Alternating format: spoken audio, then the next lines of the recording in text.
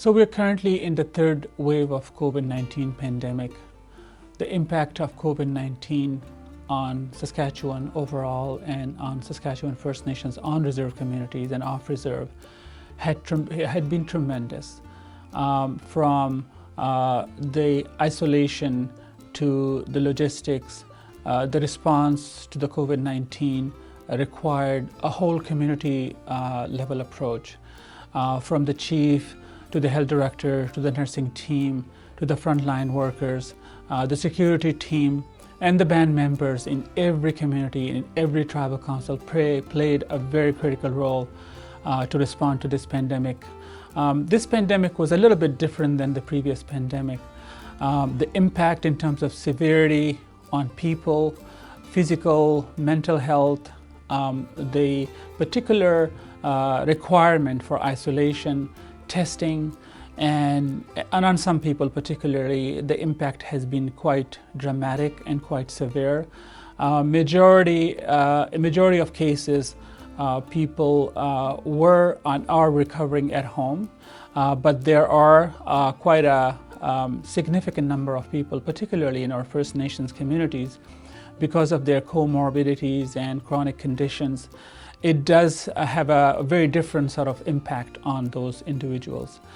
So they did require hospitalization, they did require ICU admissions, and of course, unfortunately, in terms of deaths and severe outcomes, the impact was also very noticeable and significant.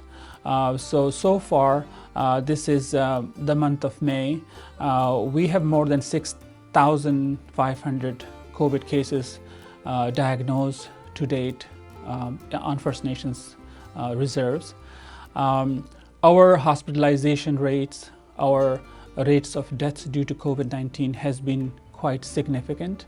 And that sort of indicators were very prominent when you look at the overall data and the COVID impact on our First Nations communities. So overall, the community's leadership in Saskatchewan, the health directors, the nurses, the frontline workers, the pandemic teams have done an incredible job in terms of being proactive, setting up security, watching the traffic in and out, also countering and fighting the misinformation, the fake news that circulates quite a lot in the social media.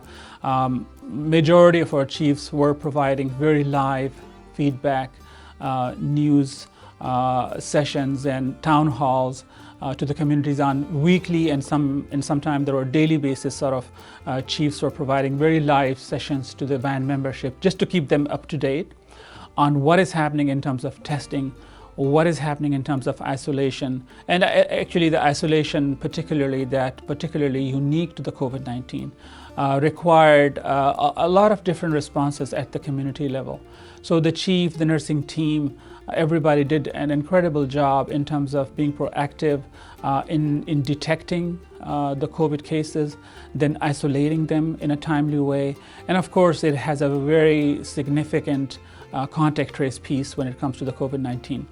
So we have seen all along in this pandemic that the virus moves with people. And there's quite a big deal of mobility when it comes to First Nations communities.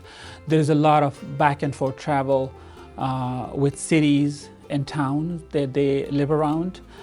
So once the virus comes to the reserve, then it's spread very fast between the household. And of course, there is a very high degree of inter-community between the family contact and travel, which actually trigger further spread. So all along in this pandemic, we had numerous outbreaks, and some communities have actually multiple episodes of outbreak, coming from one outbreak and into another outbreak. So there were times that I had 20 to 30 outbreaks going on in communities in Saskatchewan, and that impact is still ongoing. What has happened is that, as I mentioned, we are in the third wave of this pandemic. The COVID numbers are going down in general, but another concerning thing is that we are seeing more and more variant of concern, which are more transmissible, put people in hospital very quickly, and the outcomes in some cases also very significant. So currently the aim is that we are responding to the VOCs, the variant of concern that are circulating in the communities, but also at the same time the effort is to maximize and to vaccinate as many people as we can.